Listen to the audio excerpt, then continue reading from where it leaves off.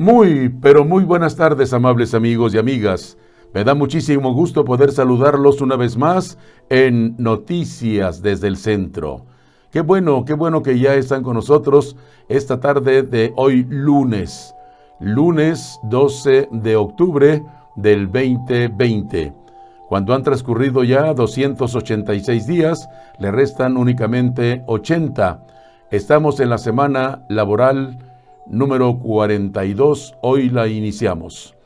Este lunes 12 de octubre es día de Nuestra Señora del Pilar y además es día de la raza. Para usted que lleva por nombre Pilar, muchas felicidades. También para usted que nació un 12 de octubre, hoy está de manteles largos festejando un año más de vida. Para usted que celebra cualquier acontecimiento social, muchas, pero muchas felicidades. Desde aquí, desde el centro de la República Mexicana, desde León, Guanajuato, la ciudad industrial del calzado, les enviamos un fuerte, pero muy fuerte abrazo. Sean felices, por favor. Gracias por acompañarnos. Les invito para que nos sigan en nuestras páginas. Estamos en YouTube, en Twitter, en Facebook e Instagram. A nombre de su servidor y amigo Guadalupe Garza Ruedas, o bien Noticias desde el Centro. Les invito para que se suscriban en nuestra página de YouTube y formen parte de esta gran comunidad de Noticias desde el Centro. Muchas gracias. Hoy quiero saludar a todos mis amigos y a mis amigas que nos acompañan en los diferentes estados de la República Mexicana y más allá de nuestras fronteras. En especial, saludo a mis amigos por allá en Saltillo, en Torreón y en Monterrey. Saludos para ustedes. Y también saludo a nuestros amigos fraternos de la Fraternidad Internacional de Hombres de Negocios. Les saludo muy cordialmente desde León, Guanajuato. Vamos al pronóstico del tiempo, tanto para Matamoros como para León, Guanajuato.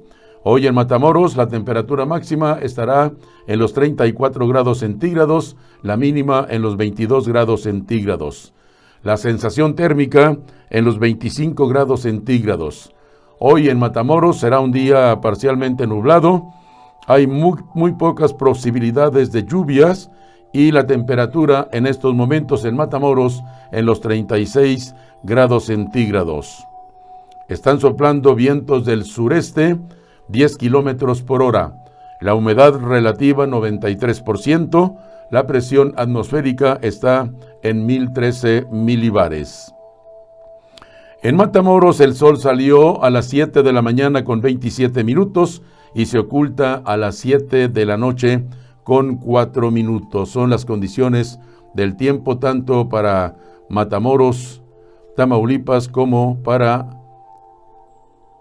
Vamos ahora a León, Guanajuato. Aquí en León la temperatura máxima para este día, déjeme decirle que estará en los 29 grados centígrados, la mínima en 13 grados centígrados. La sensación térmica en los 13 grados centígrados, no hay posibilidades de lluvia. La temperatura en estos momentos, aquí en León, 28 grados. Y aquí en León hay calma, no soplan vientos. La humedad relativa 59%, la presión atmosférica está en 1012 milibares.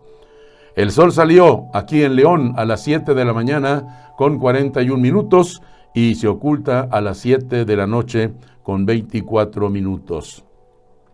Estas son las condiciones del tiempo, tanto para Matamoros como para León, Guanajuato.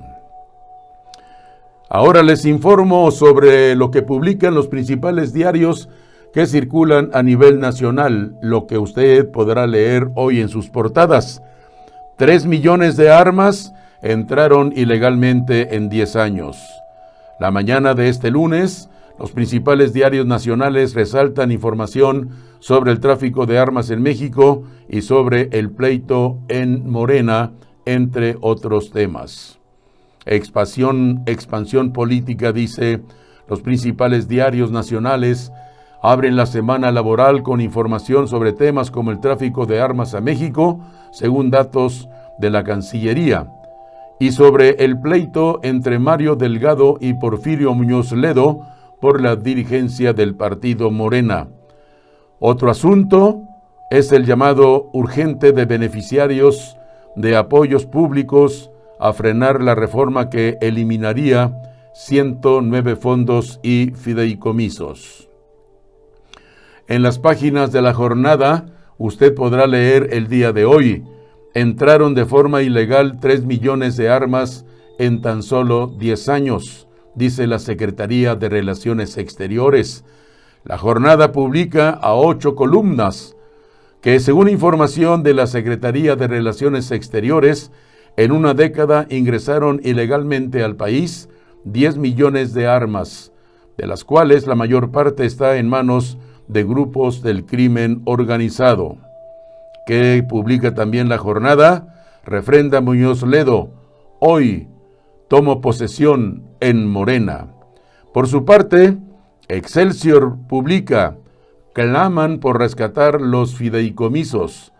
Excelsior reporta que integrantes de los sectores afectados por la posible desaparición de los fondos y fideicomisos públicos, como académicos y cineastas beneficiarios de apoyos, urgen a detener esta reforma ya aprobada por la Cámara de Diputados y que ahora se encuentra en el Senado. Delgado acusa golpe en Morena, dice Excelsior en sus páginas de hoy. Por su parte, el Universal publica: Muñoz Ledo y Delgado se acusan de peligrosos para AMLO. El Universal retoma en su portada el intercambio de acusaciones entre Porfirio Muñoz Ledo y Mario Delgado, aspirantes a dirigir Morena. Entre ellos, se acusan de ser dañinos para el gobierno de Andrés Manuel López Obrador, dice el Universal. Por su parte, Milenio: Delgado acusa de golpista a Porfirio, que hoy se proclama. Milenio también lleva en su primera plana el pleito en Morena, con el señalamiento de Mario Delgado de que Porfirio Muñoz Ledo intenta un golpe de Estado en el partido, y con el anuncio de este último de que este lunes se proclamará dirigente partidista. Esto dice Milenio en su edición de hoy lunes. Mientras tanto, Reforma publica: toman 20 casetas, la plaga imparable. Reforma reporta sobre la toma de 20 casetas en diversas carreteras durante el fin de semana. Por parte de diversos grupos sociales, dice Reforma. El problema, resalta el diario, no solo afecta a automovilistas, sino a empresas que no pueden mover sus mercancías. Acusa Delgado a Porfirio de espurio y muy ambicioso. Ayudó gobierno de Estados Unidos al boom de las remesas, dice Reforma.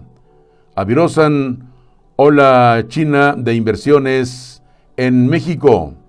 Por su parte, El Financiero publica en su edición de hoy lunes 12: recorta la Comisión Nacional Bancaria y de Valores plazo de apoyo a deudores. El Financiero publica en primera plana que, a petición de la banca, la Comisión Nacional Bancaria y de Valores dio detalles sobre el nuevo paquete de apoyos a los deudores con motivo de la pandemia, lo que implica un recorte de plazos, dice El Financiero en su edición de hoy lunes. También publica: crece pugna entre Muñoz Ledo y Delgado, esto es en el partido Morena. Por su parte, El Economista publica en su edición de hoy: Paul Milgrom y Robert Wilson ganan el Nobel de Economía 2020 por su trabajo sobre subastas. El cambio climático es el principal responsable de la duplicación de desastres naturales, dice la Organización de las Naciones Unidas. Remesas, turismo y estímulos detrás. México y Brasil tendrán 2 de las 6 recuperaciones del Producto Interno Bruto menos dinámicas de 2021, prevé el Banco Mundial. Divisas cayeron 73.7% en agosto. Reactivación turística se ralentiza. Descuentos de 18%. La Bolsa Mexicana de Valores entre las bolsas más baratas. Y El Economista también publica: Pemex es el mayor riesgo para México ante necesidad de apoyo fiscal. Estas son las noticias que usted podrá leer más ampliamente en las páginas de los periódicos que circulan a nivel nacional, para que esté usted bien informado si también escucha noticias desde el centro. Muchísimas gracias por acompañarnos. Yo les invito para que nos sigan en nuestras páginas. Estamos en YouTube, en Twitter, Facebook e Instagram, a nombre de su servidor y amigo Guadalupe Garza Ruedas, o bien Noticias desde el Centro. También le invito para que se suscriba en nuestra página de YouTube, para que forme parte de esta gran comunidad de noticias desde el Centro. El cambio climático es el principal responsable de la duplicación de desastres naturales, dice la Organización de las Naciones Unidas. Esto nos informa sobre estos desastres climáticos. El cambio climático, dice la información de esta tarde, más de 1.2 millones de personas desde el 2000, indica este lunes la Organización de las Naciones Unidas.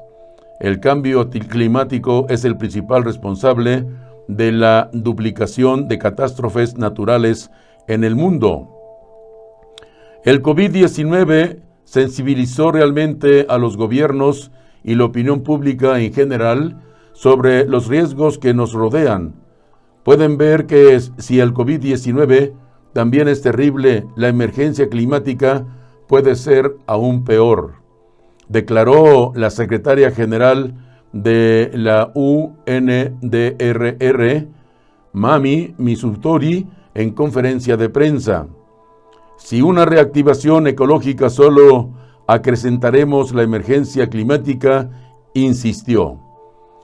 El informe, que no incluye los riesgos epidemiológicos como el coronavirus, muestra que la progresión de los desastres naturales está vinculada sobre todo al aumento de las catástrofes climáticas, que pasaron de 3.656 1980-1999 a 6.681 2019. Somos deliberadamente destructores.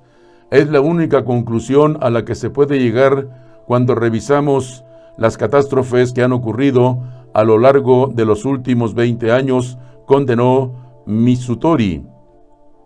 Los costos de las catástrofes naturales se evalúan en al menos $3 billones desde el año 2000, pero el monto real es más elevado, ya que muchos países, especialmente en África y Asia, no ofrecen información sobre el impacto económico de estos siniestros. Las inundaciones, que se han duplicado, y las tormentas fueron los desastres más frecuentes durante las 2 últimas décadas. En los próximos 10 años, la organización estima que el problema más grave serán las olas de calor. En general, el número de muertos apenas aumentó, pasando de 1.19 millones entre 1980 y 1999 a 1.3 millones entre los años 2000 y 2019. Aunque los afectados por estos desastres naturales se disparó, pasando de 3.250 millones de personas a 4.000 millones. Se salvan más vidas, pero más personas se ven afectadas por la creciente emergencia climática. El riesgo de catástrofe se está volviendo sistemático, señaló Mitsutori, exhortando al mundo a seguir las recomendaciones de los científicos y a invertir en los programas de prevención y de adaptación al cambio climático. Y hablando de otros temas, Salud confirma el primer caso de una paciente con COVID-19 e influenza. El director de epidemiología, José Luis Alomía, informó que se trata de una mujer de 54 años, a quien primero se le detectó COVID-19 y después AH1N1. La paciente está hospitalizada y estable. El director de epidemiología de la Secretaría de Salud, José Luis Alomía, confirmó ayer domingo el primer caso de una persona diagnosticada tanto con COVID-19 como con influenza AH1N1. Efectivamente, dice, el día de ayer, desde una cuenta particular de uno de los profesionales de la salud que están en el Instituto Nacional de Nutrición Salvador Subirán, se dio a conocer sobre la confirmación de lo que sería para México el primer caso en donde se aísla y confirma la presencia de los dos virus a la vez. Dijo Alomía durante la rueda de prensa diaria para dar seguimiento a la pandemia de COVID-19. Alomía detalló que se trata de una paciente de 54 años que tenía enfermedades autoinmunes y antecedentes de cáncer, obesidad y enfermedad pulmonar crónica, que son factores de riesgo que permiten que ambos virus puedan desarrollar enfermedad grave en una persona.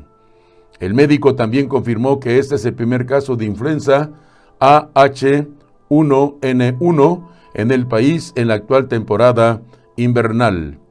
Los signos y síntomas iniciales comenzaron en la paciente a finales del mes de septiembre.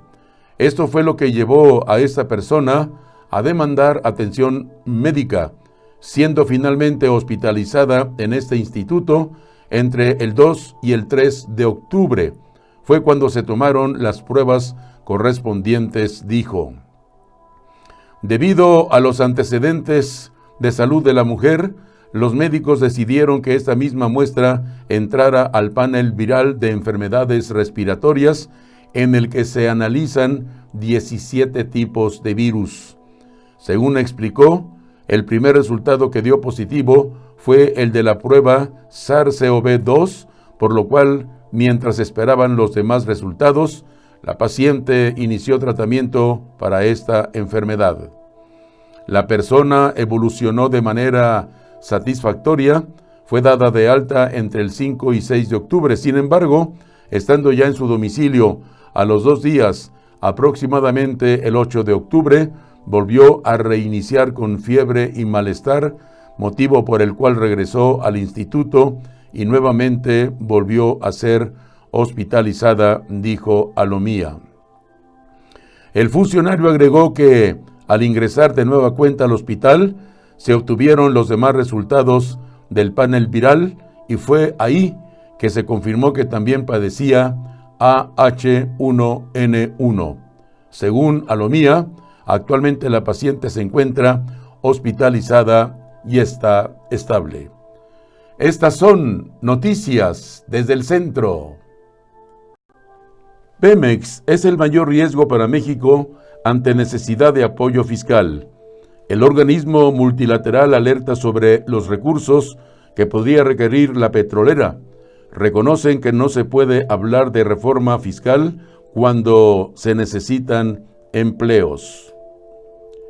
El riesgo mayor para la economía de México es en este momento la situación financiera de Petróleos Mexicanos, que puede requerir un mayor alivio de sus obligaciones tributarias y de transferencias de presupuesto, advierte el Banco Mundial. En el diagnóstico que hicieron para México, incluido en el informe semestral para América Latina y el Caribe, titulado El costo de mantenerse sano, Los economistas del Banco Mundial sostuvieron que, al ampliarse la brecha negativa de producción de crudo, los amortiguadores fiscales se erosionan y crecen las presiones al gasto. En el informe, cuyo lanzamiento estuvo a cargo del economista en jefe para América Latina y el Caribe, Martín Rama, reconocieron que este espacio fiscal debería venir de una reforma fiscal. Durante la presentación del informe que marca el inicio de la participación del organismo en las reuniones anuales que sostendrá esta semana junto con el Fondo Monetario Internacional, el economista en jefe para la región matizó que no se debe aumentar impuestos cuando se necesita crear empleos. Reconoció que la erosión de los recursos públicos es generalizada en las arcas de la región y consideró relevante buscar una reconciliación que permita mirar con cuidado las estrategias de gasto del Estado, reducir donde no es prioritario y solicitar más apoyo a la población para no seguir mucho tiempo con los niveles de déficit. En el diagnóstico que hicieron para México, sostuvieron que espera que continúe la adherencia a una postura fiscal estricta a pesar del deterioro en la recaudación de ingresos, como lo ha establecido el propio Servicio de Administración Tributaria. En el documento, ajustaron su pronóstico de caída para el Producto Interno Bruto a una contracción de 10% durante el año 2020, una caída que es mucho más aguda de la que tenían en el primer semestre, que estaba en menos 7.5% y contrasta en profundidad con la actualizada por el Fondo Monetario Internacional, que apenas el miércoles pasado la ajustó para dejarla en 9%, y es menos profunda de la revisada por la organización en septiembre, que estimó un desplome del 10.3%. Esta contracción de la economía ha traído ya aumentos significativos en la pobreza y el desempleo.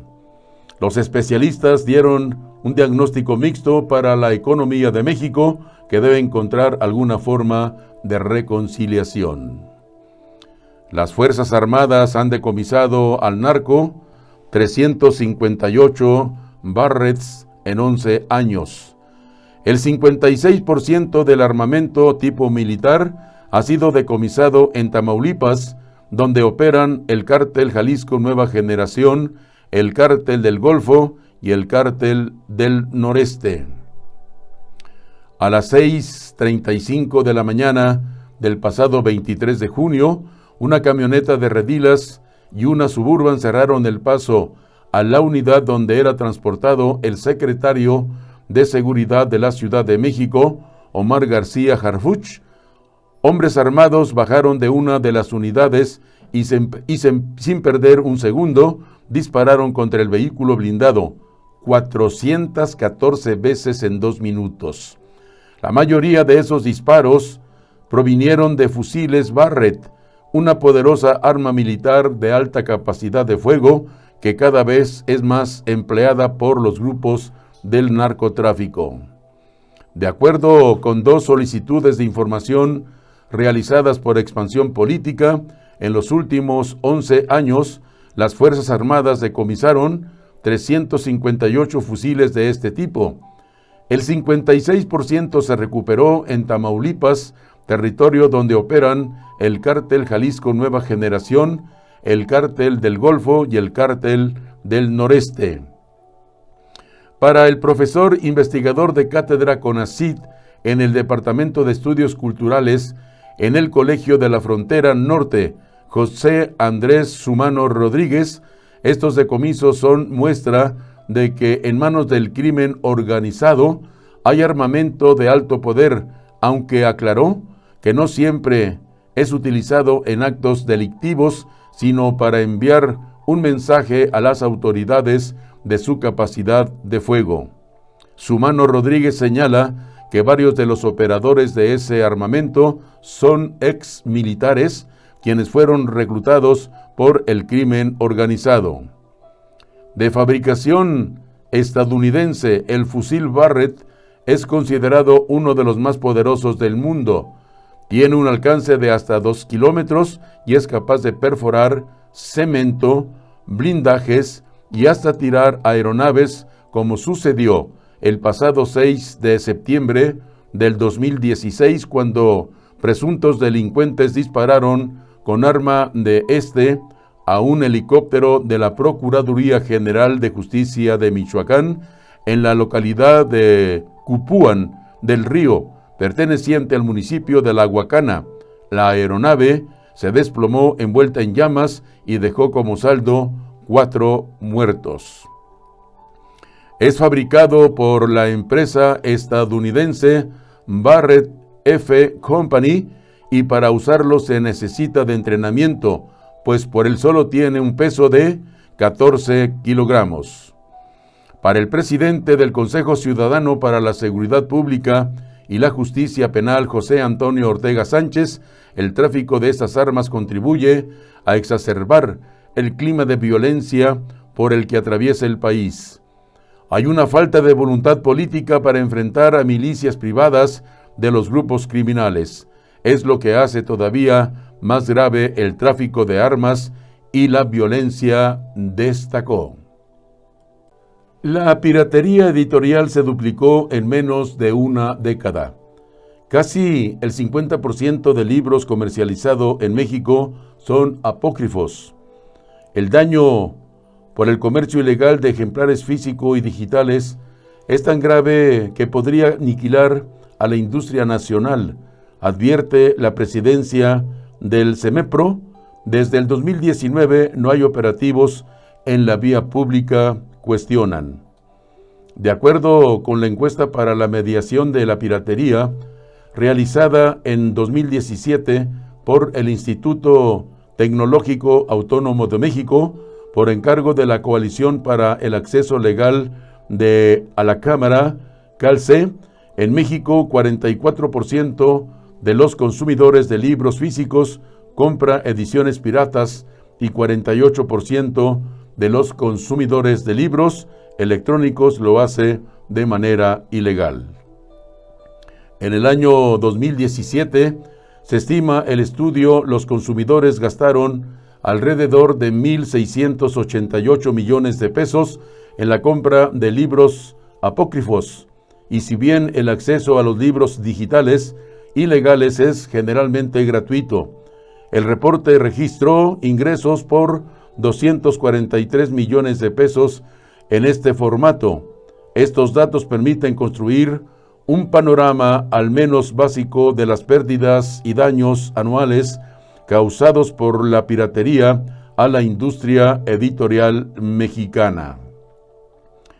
Esto quiere decir que la delincuencia organizada, que finalmente eso es lo que es la piratería, se está comiendo casi el 50% del trabajo de los autores, diseñadores, formadores, editores, impresores y todos los que formamos parte de la familia literaria en México, al dejar que esto se consuma por manos de la delincuencia.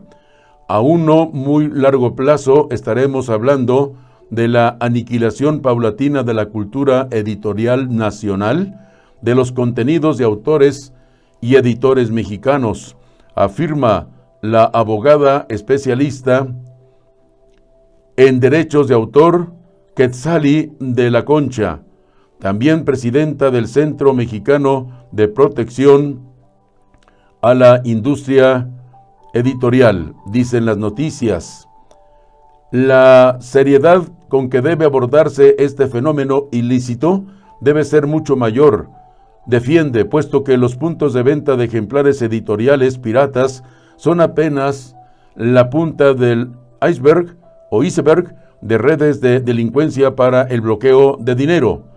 Al adquirir productos piratas, indica, se ponen el dinero al servicio de otras actividades ilícitas como el tráfico de armas, personas, medicamentos y drogas, por mencionar solo un puñado.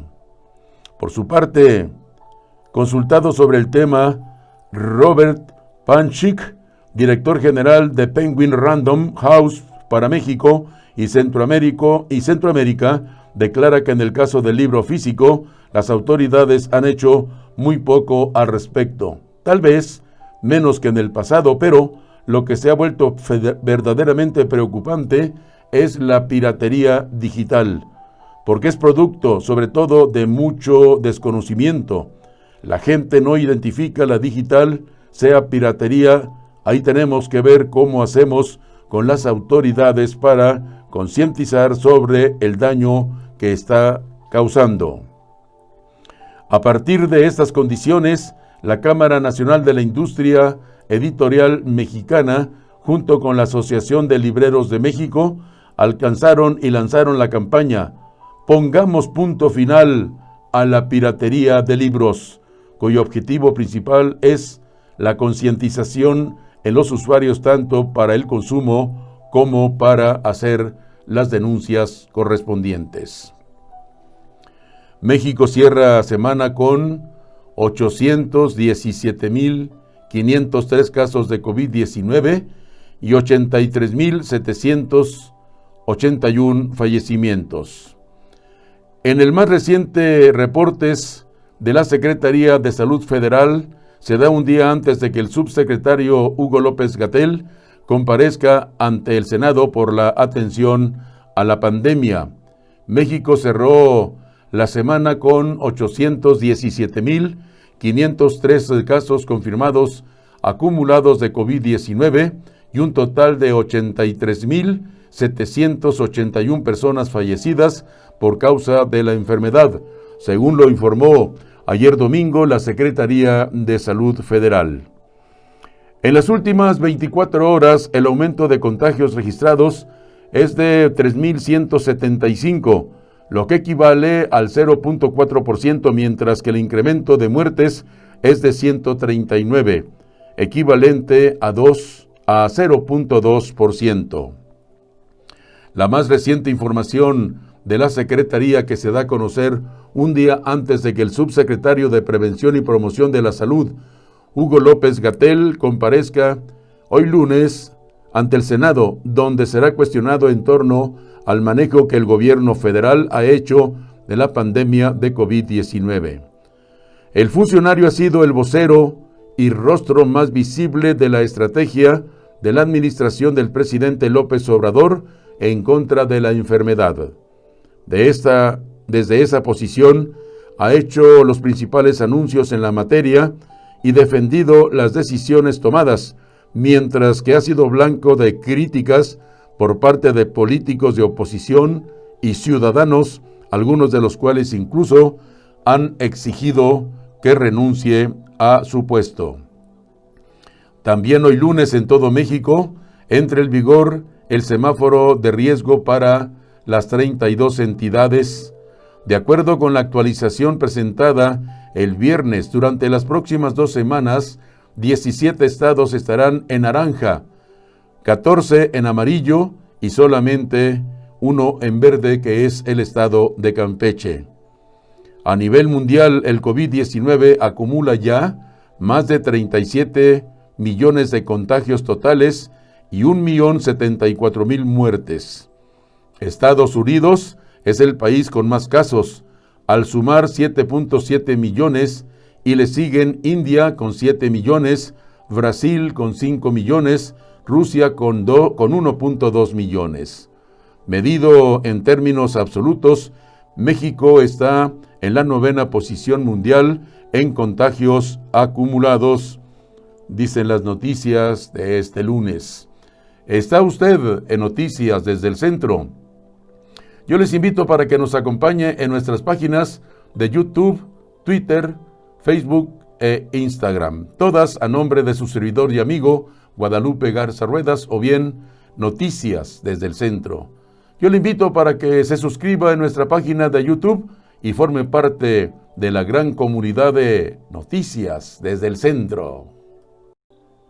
Cámara Hispana en Estados Unidos cuestiona leyes que restringen venta de alimentos. La Cámara de Comercio Hispana de los Estados Unidos y varios gremios empresariales fronterizos expresaron su preocupación por la nueva serie de leyes dirigidas a la industria de alimentos y bebidas en México. La Cámara de Comercio Hispana de los Estados Unidos y varios gremios empresariales fronterizos expresaron su preocupación por la nueva serie de leyes dirigidas a la industria de alimentos y bebidas en México. Estas nuevas leyes podrían afectar el comercio entre los Estados Unidos y México e impactar a nuestros miembros colectivos en ambos lados de la frontera. Estas iniciativas perjudican la confianza de inversión en México y otros mercados latinoamericanos. Al mismo tiempo contravienen el espíritu del nuevo tratado entre México, Estados Unidos y Canadá, TECMEC. En un comunicado, la Cámara, que agrupa a 4.7 millones de empresas de propiedad hispana, que combinadas contribuyen con más de 800 millones de dólares a la economía estadounidense cada año. Detalló que junto con los miembros de su coalición se opone a cualquier ley que lastime a miembros empresariales y posponga nuestra recuperación económica. A medida que avanzamos en la economía global en medio de COVID-19, necesitamos trabajar juntos para promover políticas que brinden fluidez y alienten el comercio, la creación de empleo y que permitan a todas las industrias aprovechar al máximo los acuerdos comerciales como el USMCA. Alertaron que gobiernos estatales no puedan detener sectores empresariales prósperos mientras que paralizan un estímulo económico crucial para México, donde la comunidad empresarial ya ha sido fuertemente afectada por el COVID-19. Este tipo de legislación dañará a nuestros miembros empresariales y a sus respectivos socios que operan internacionalmente. Por lo anterior, instó a la colaboración entre los funcionarios del gobierno mexicano, especialmente de la Secretaría de Salud y la Secretaría de Economía. Por último, la Cámara afirmó su apoyo a sus socios de la industria de alimentos y bebidas en Estados Unidos, México y la América Latina.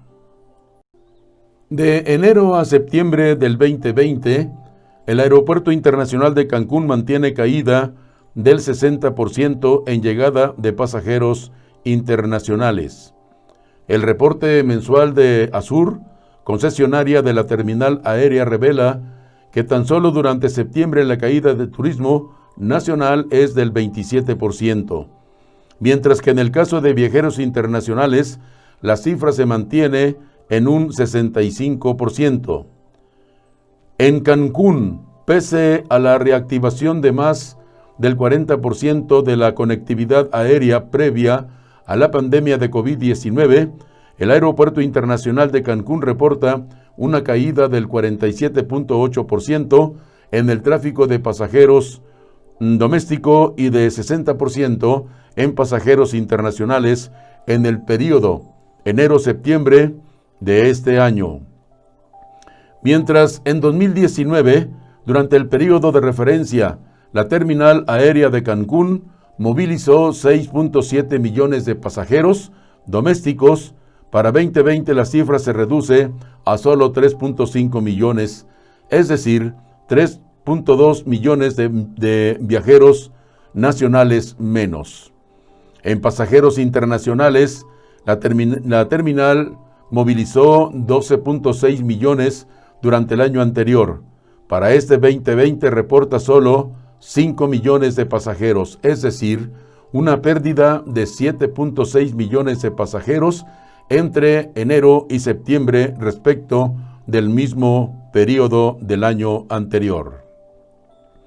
El reporte mensual de ASUR, concesionaria de la terminal aérea, revela que tan solo durante septiembre la caída de turismo nacional fue del 27%, mientras que en el caso de viajeros internacionales la cifra se mantiene en un 65%.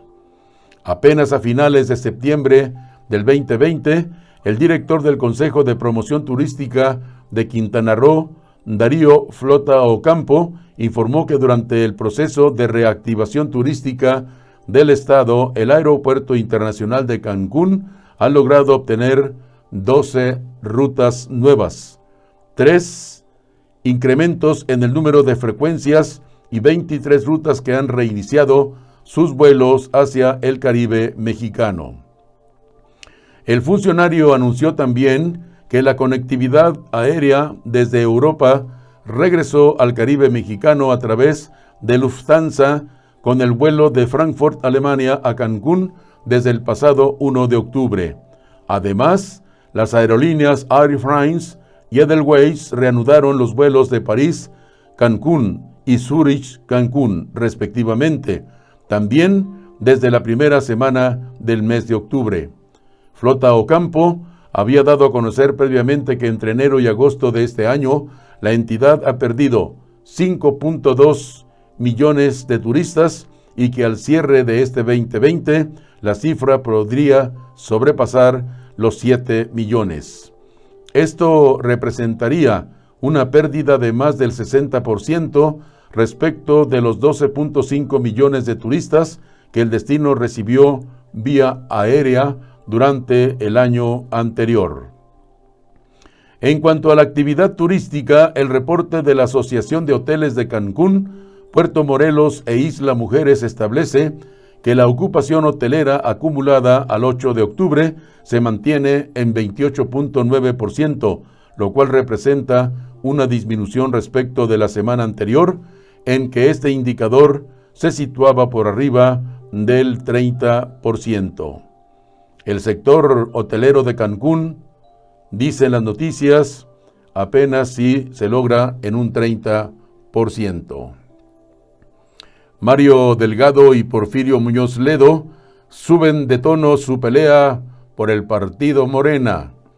Delgado acusó a su rival de intentar un golpe de Estado en Morena, mientras que Muñoz Ledo insistió en que él ya ganó la dirigencia y afirmó que el dinero pretende apoderarse del partido.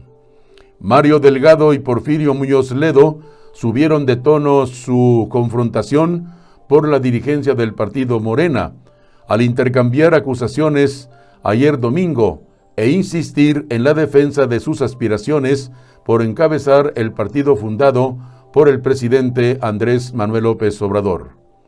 Cerca del mediodía, Delgado acusó a Muñoz Ledo de intentar un golpe de Estado en Morena, al no aceptar que haya una nueva encuesta para definir el próximo dirigente. Horas después, Muñoz Ledo aseguró que él ya ganó y que asumirá el cargo este mismo lunes, al tiempo de que señaló que Delgado representa al dinero que pretende apoderarse de las riendas del partido Morena. Antes de que Muñoz Ledo publicara sus mensajes en Twitter, Delgado, líder de los diputados federales en Morelia, se lanzó contra su rival y también legislador, a quien reclamó por no aceptar que tenga que realizarse una nueva encuesta para definir al próximo dirigente partidista. Delgado hizo estas declaraciones en Coahuila, donde realiza una gira para apoyar a candidatos de Morena que competirán en las elecciones locales del próximo domingo 18 de octubre, y 2 días después de que Muñoz Ledo rechazara los resultados que dio a conocer el Instituto Nacional Electoral INE en torno al relevo en las riendas de la fuerza política fundada por López Obrador. El INE informó el pasado viernes que en la encuesta levantada para definir al nuevo dirigente partidista, la diferencia entre Muñoz Ledo y Delgado es tan estrecha que el resultado debe ser considerado empate técnico, lo que obliga a que se realice una nueva medición solo entre ellos dos como candidatos punteros.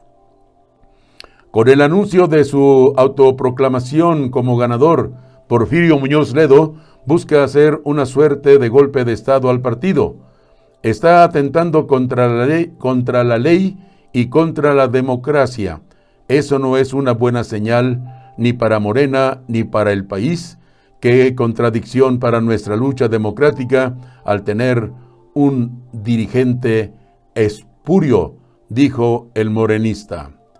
Con este nivel de vehemencia, Porfirio puede en cualquier momento desconocer a nuestro presidente López Obrador o hasta atacarlo por su convicción democrática, porque el último año ha sido un claro opositor a sus políticas, agregó Delgado, en alusión a las críticas que Muñoz Ledo le ha hecho a decisiones del gobierno federal. Delgado se mostró confiado en que en la nueva encuesta que coordinará el INE, él resultará vencedor. Los detalles del ejercicio aún no se dan a conocer. Está usted en Noticias desde el Centro, una nueva forma de informar. Gracias por acompañarnos la tarde de hoy, lunes 12 de octubre. Hoy es el Día de la Raza.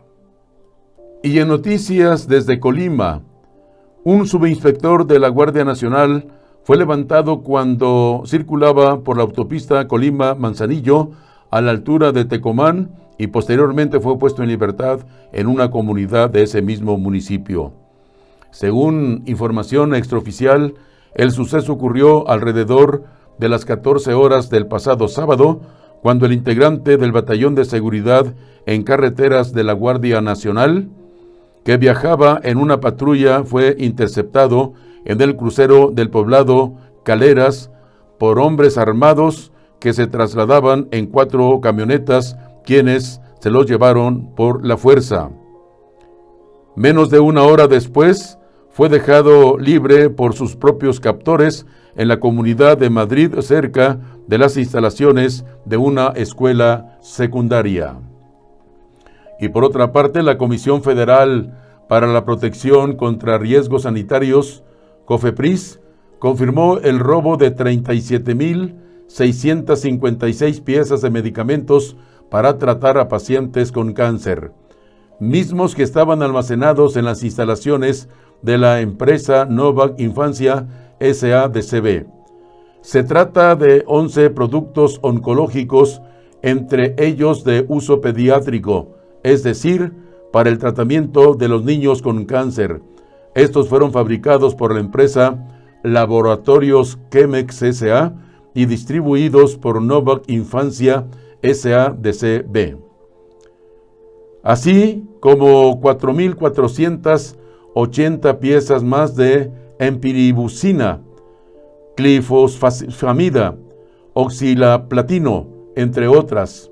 También fueron robados fluorouracilo, daunorubicina, oxilaplatino, etoposide y clofosfamida.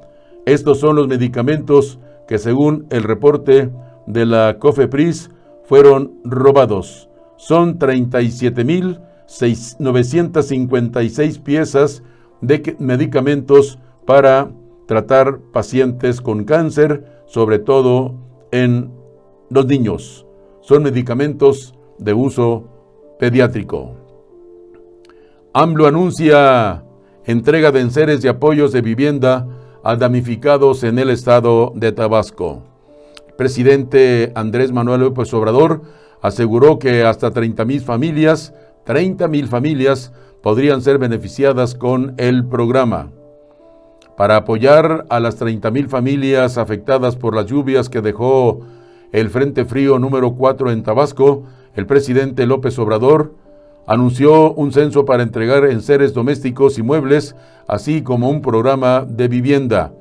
Durante la supervisión del tramo 1 del Tren Maya, que va de Palenque a Escárcega, el mandatario federal informó en Chiapas que dio la instrucción para que se distribuyeran víveres para los afectados.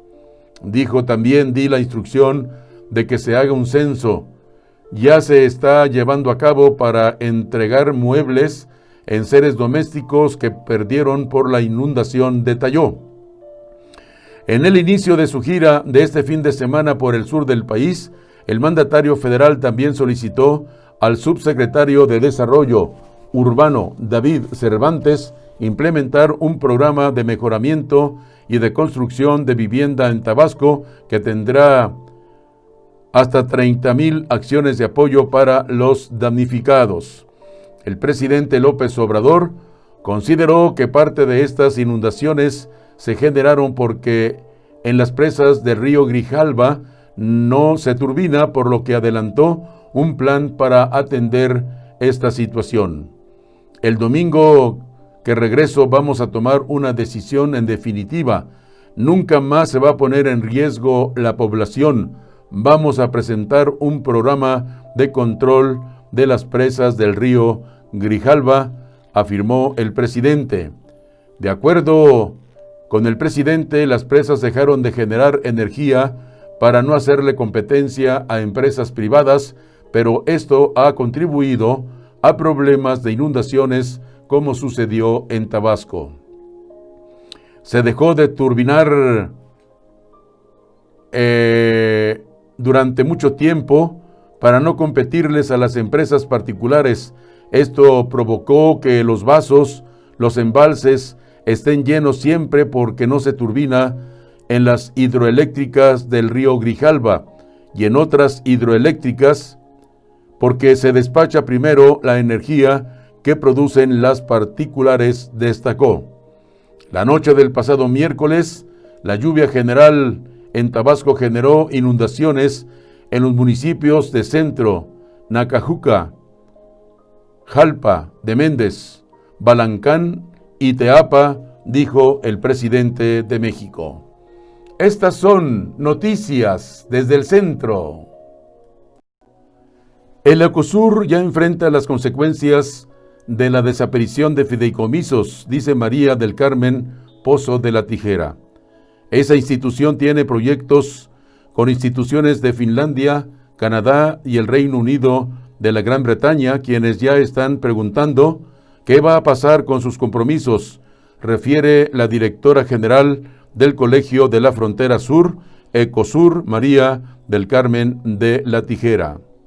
La directora general del Colegio de la Frontera Sur, María del Carmen Pozo de la Tijera, informó que desde que se conoció la posibilidad de que el Congreso desapareciera el fideicomiso que opera esa institución, resultó afectado ya un proyecto para el uso de una plataforma internacional. Subrayó que lo preocupante es que esa institución, como prácticamente todas las demás que actualmente operan fideicomisos, tiene compromisos económicos que tienen programados enfrentar con recursos de ese instrumento y ahora están en la incertidumbre de cómo van a cumplir. De acuerdo con la directora, Ecosur tiene proyectos de ese tipo con instituciones de Finlandia, Canadá y el Reino Unido de la Gran Bretaña, quienes ya están preguntando qué va a pasar con sus compromisos, sobre todo porque algunos se utilizan para movilizar estudiantes que van o se verán afectados de manera directa. Lo delicado es que hoy está en riesgo la generación de muchas patentes que se generan en esos centros de investigación, afirmó. El fideicomiso de Ecosur se fundó en el año 2013 y en 7 años ha apoyado 102 proyectos relacionados con temas de salud, como tuberculosis, cáncer cervicuterino en zonas marginadas de Chiapas, además de dengue y probables vectores del ébola que han contribuido al desarrollo de la infraestructura institucional y en su mantenimiento y que no le han costado al erario.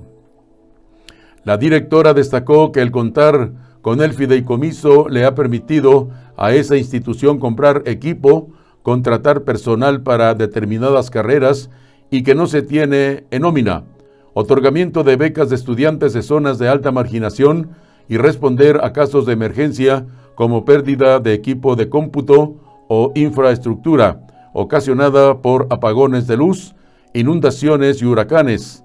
Acciones como esa ahora están en riesgo, indicó.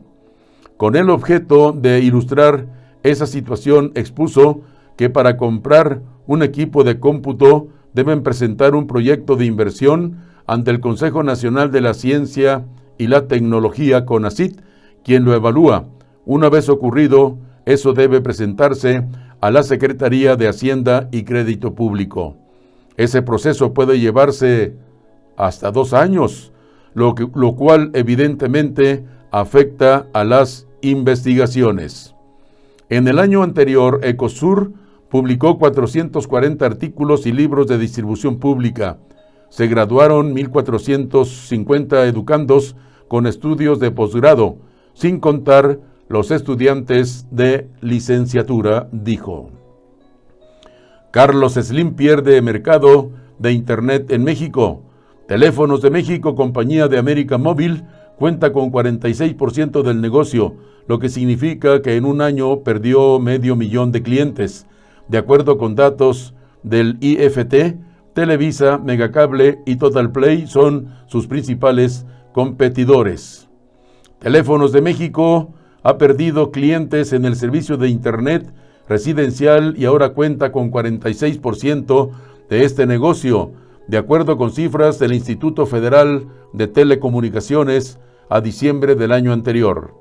Este dato coloca a este segmento de negocios de la empresa, que pertenece al grupo de América Móvil, debajo del porcentaje para considerarla preponderante. Sin embargo, la métrica sobre preponderancia en telecomunicaciones contempla los servicios del sector en el conjunto, lo que incluye telefonía fija y móvil, internet fijo, residencial y empresarial e internet móvil.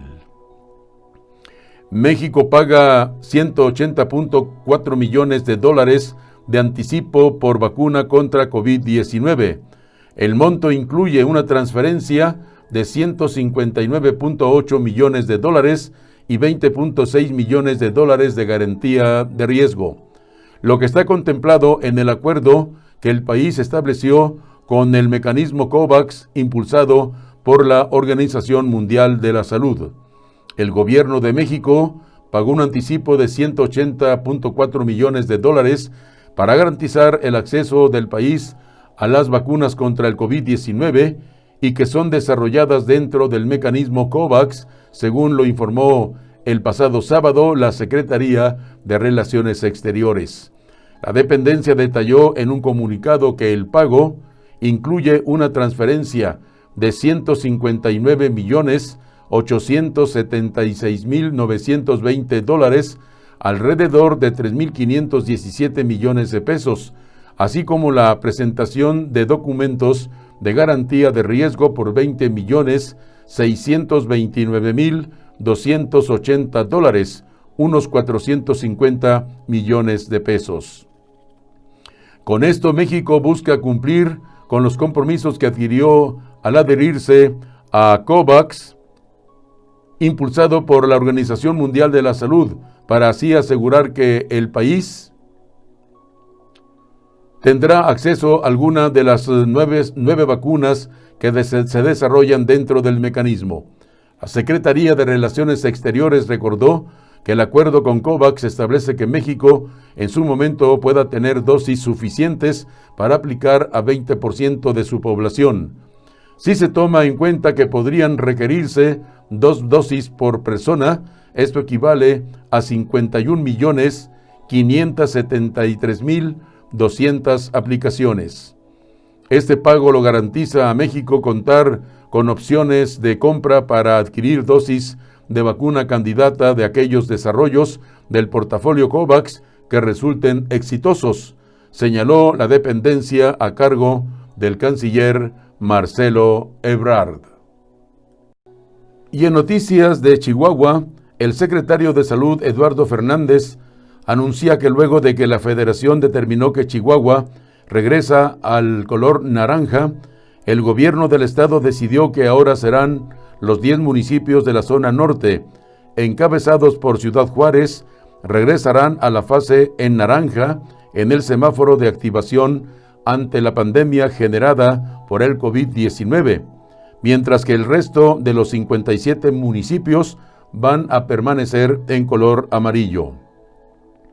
Añadió que el paso al amarillo fue mal interpretado por los habitantes, ya que fueron relajadas las medidas preventivas, lo que se ha reflejado en los contagios y las defunciones, las cuales ya suman 1.504 en la entidad. Agregó que en el caso de Juárez, la situación se ha controlado, lo que se ha visto en la ocupación, en el uso de las camas en el Hospital General, al pasar de 15 a 61 camas, mientras que en el caso del Seguro Social se presentó una situación similar. Esto es lo que pasa allá en el estado de Chihuahua. A 3 meses que comenzó la reapertura del primer cuadro de la ciudad, los efectos de la propia pandemia y los cierres derivados de protestas han hecho que las ventas caigan hasta un 80 o 90%. Es decir, marchas asfixian a los comercios en el centro histórico en la Ciudad de México.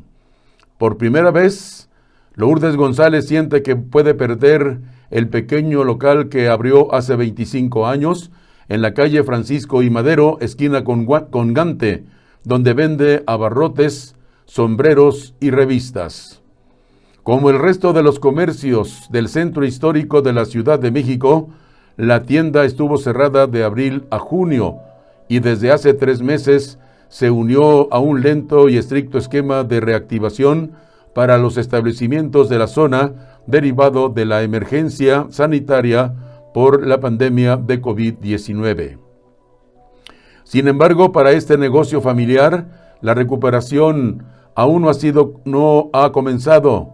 Lourdes debe pagar una renta de 60,000 pesos al mes por el local, cuando las ventas apenas son de los 300 a los 500 pesos al día, y cuando se cierra Madero, la locataria no alcanza a ganar ni 100 pesos. Debemos rentas desde marzo. Hemos tratado de negociar con los arrendatarios y que no haya rebajas, no hay nada. No cerramos porque nosotras hayamos querido. Fueron órdenes del gobierno que cerráramos por la pandemia. Esto cuenta Lourdes a Expansión Política. Antes, dice, salía para la renta, para nuestros gastos, pero ahora no sale para nada, ni para pagarnos nosotros. No tenemos empleados, ya despedimos, ahora estamos trabajando nosotros, lo lamenta.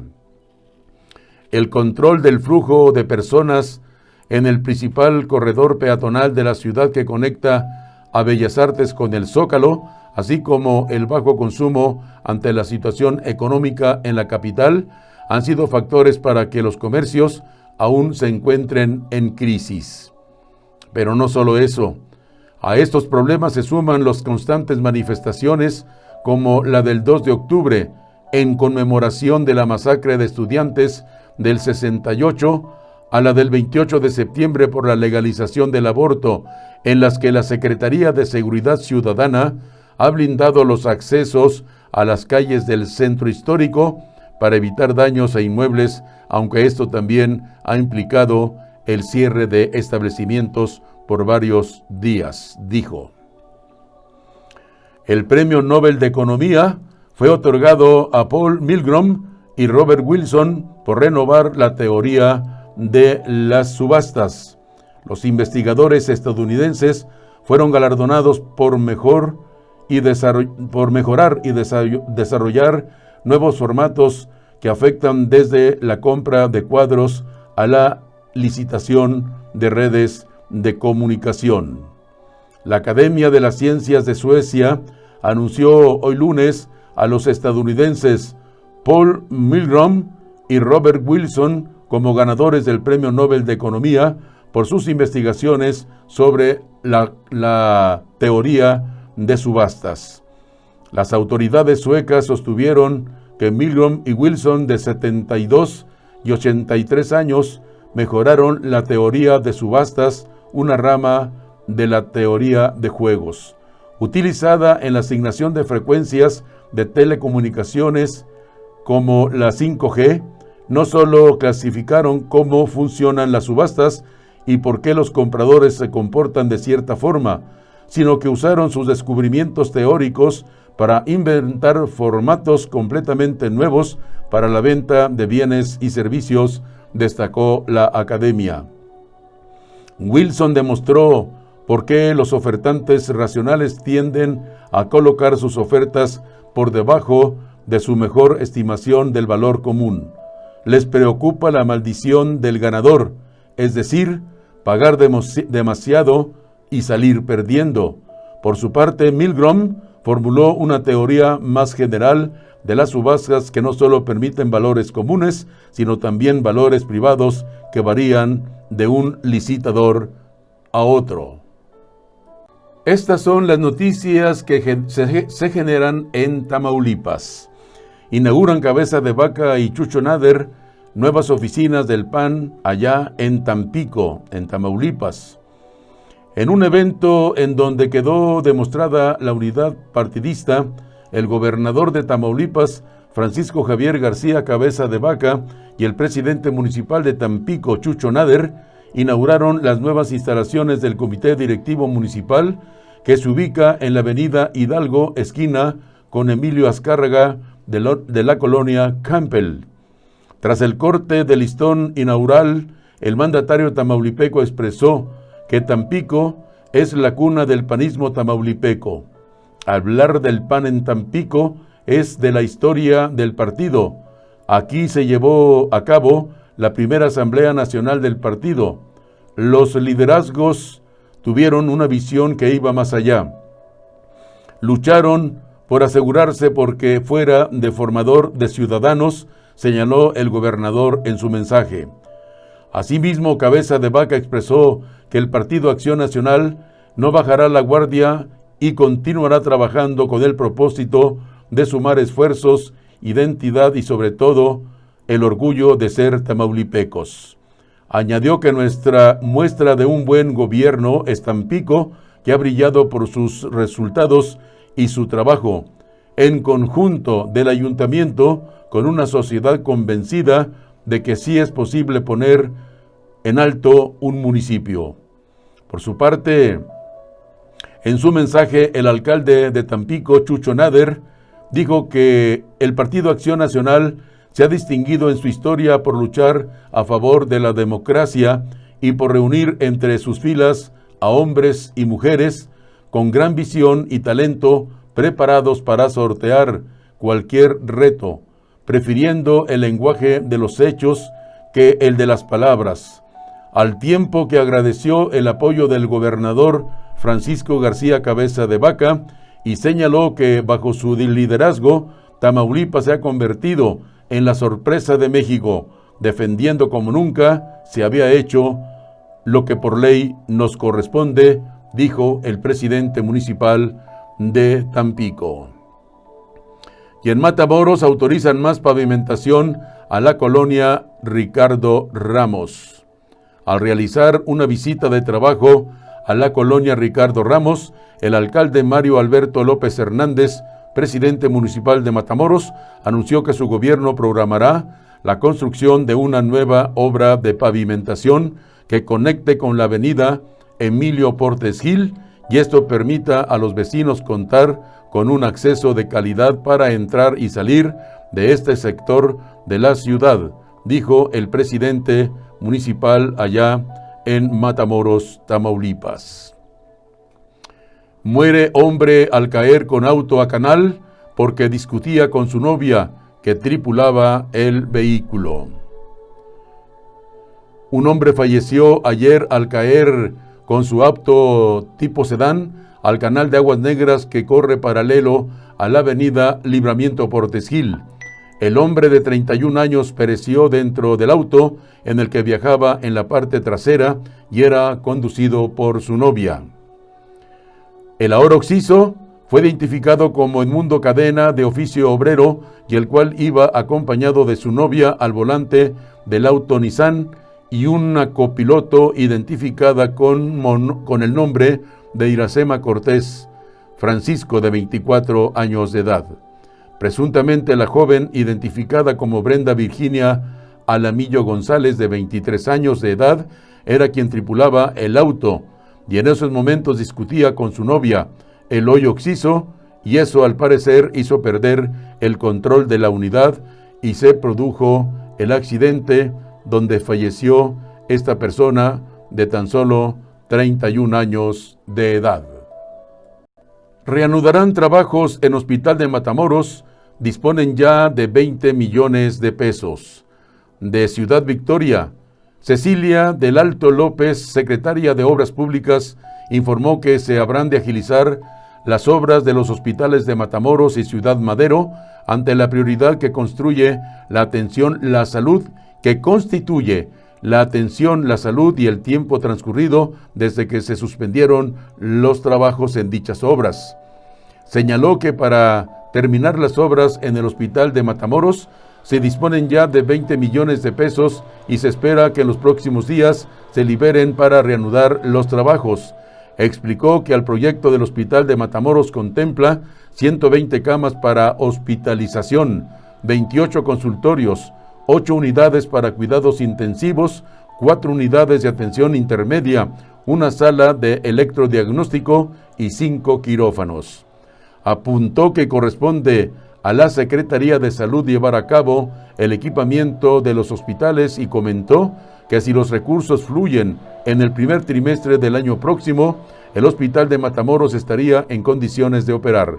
Agregó que otro tanto se hace con el Hospital de Matamoros, el cual presenta un avance del 90% y únicamente restan algunos trabajos de terminación. Del Alto López se insistió en que la prioridad es agilizar los trabajos de terminación de los hospitales, tanto de Matamoros como de Ciudad Madero, a efecto de atender de mejor forma las necesidades de servicios médicos que se presentan en esas zonas.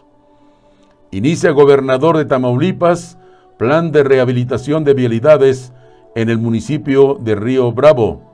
El gobernador Francisco García Cabeza de Vaca realizó una gira de trabajo por Río Bravo, donde arrancó un programa de rehabilitación y pavimentación de vialidades, además de anunciar un proyecto de mejoras al sistema de agua potable, drenaje y alcantarillado, acciones que mejorarán la imagen urbana en Río Bravo, Tamaulipas.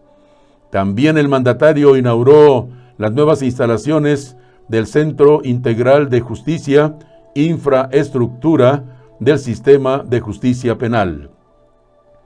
El gobernador junto al magistrado presidente del Supremo Tribunal de Justicia de Tamaulipas, Horacio Ortiz Renán, cortaron el listón inaugural de las instalaciones del edificio que integra dependencias y organismos de justicia y seguridad para la implementación del nuevo modelo del sistema de justicia penal, acusatorio y oral.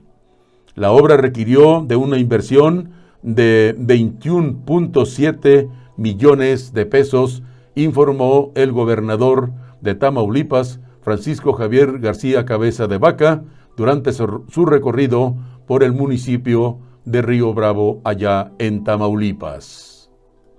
Y estas son las noticias que se generan aquí en el estado de Guanajuato.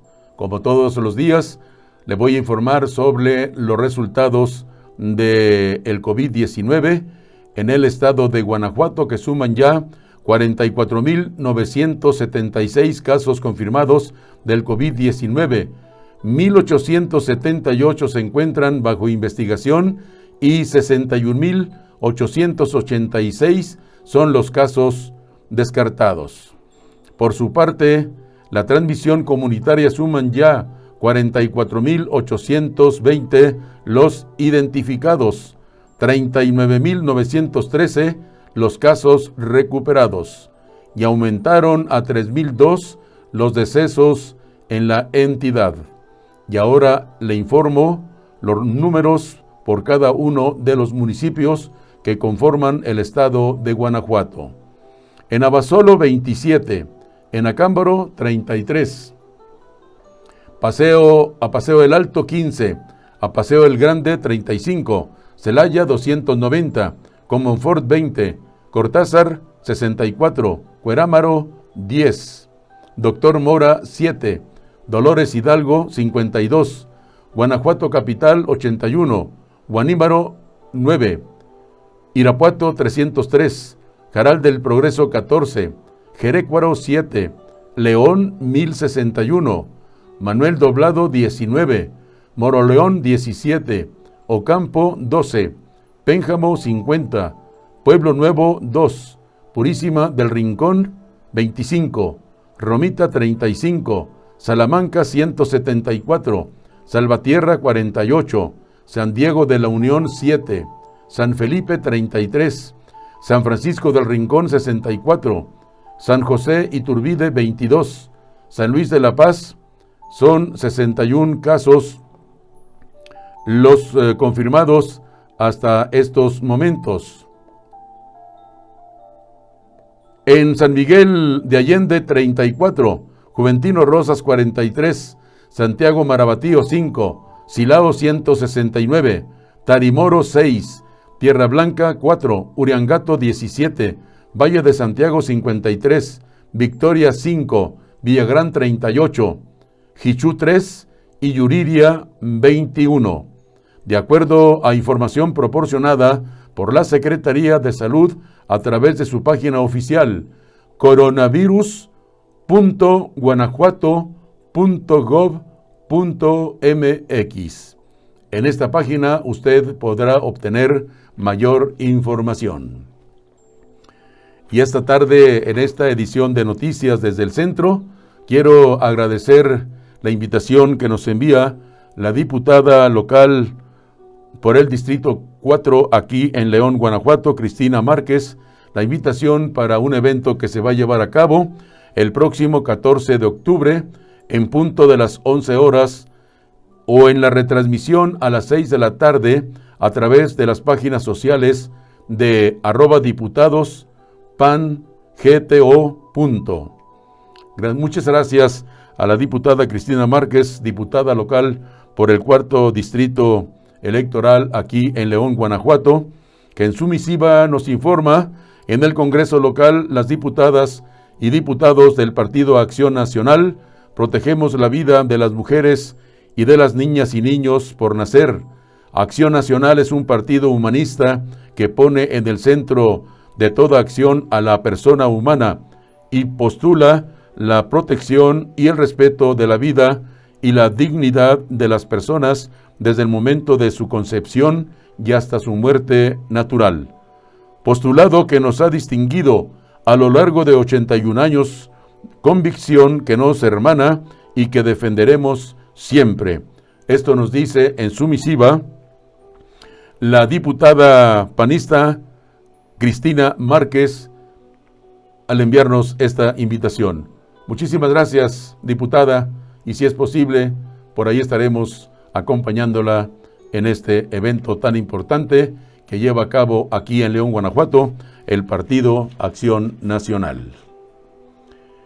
Y por otra parte, en Valle de Santiago, en Guanajuato, en un predio en la comunidad de Malpaís, en Valle de Santiago fueron localizados restos óseos junto con fragmentos cerámicos de vasijas que tienen origen prehispánico. La Fiscalía General de Guanajuato informó que se detuvieron las labores de excavación en el lugar tras confirmar que se trata de una zona con relevancia arqueológica. El pasado 6 de octubre fue hallado en una pileta abandonada en la zona cerril de la comunidad Malpaís el esqueleto de una persona. Esto sucedió durante los inicios de los trabajos de búsqueda de fosas clandestinas por familiares de personas desaparecidas de los colectivos A Tu Encuentro y Sembrando Comunidad. De acuerdo a los testimonios de los colectivos, el lugar es como una pila, como un aljibe profundo. Está cerca de casas y de la carretera, un predio donde hay muchos cultivos en la carretera de Valle de Santiago a Salamanca. Los ciudadanos que estuvieron en la exploración de la zona explican que se metió la varilla hasta lo más profundo. Salía con restos de algo calcinado. Ahí se tuvo que parar todo porque, como no estaba fiscalía, no había manera de hacer más nada. En lo que ahora informan que es un área prehispánica, se encontraron también prendas de vestir actuales. Encontramos una chamarra que tenía manchas posiblemente de sangre.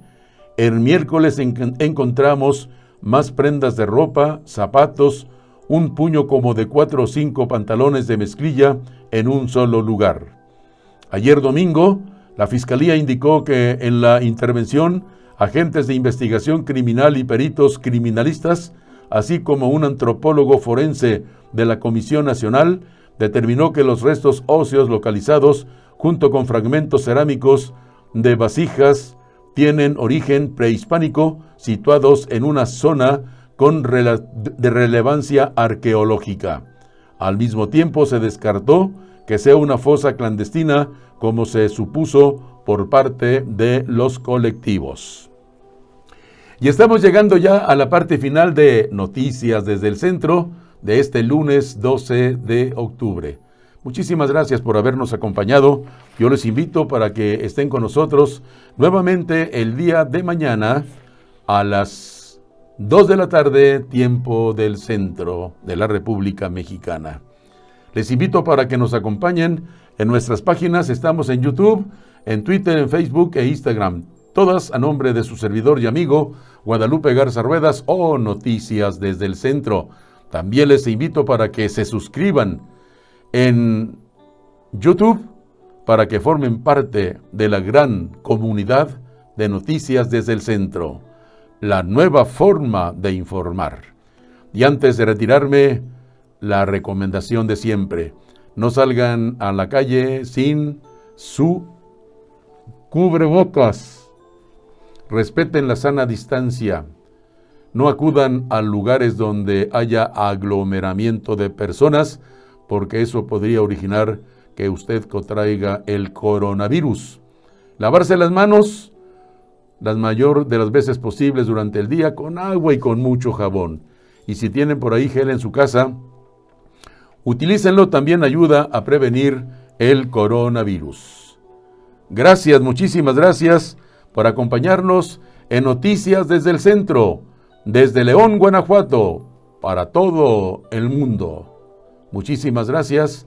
Les saluda su amigo y servidor Guadalupe Garza Ruedas. Hasta mañana a las 2 de la tarde, tiempo del centro. No me fallen, por favor.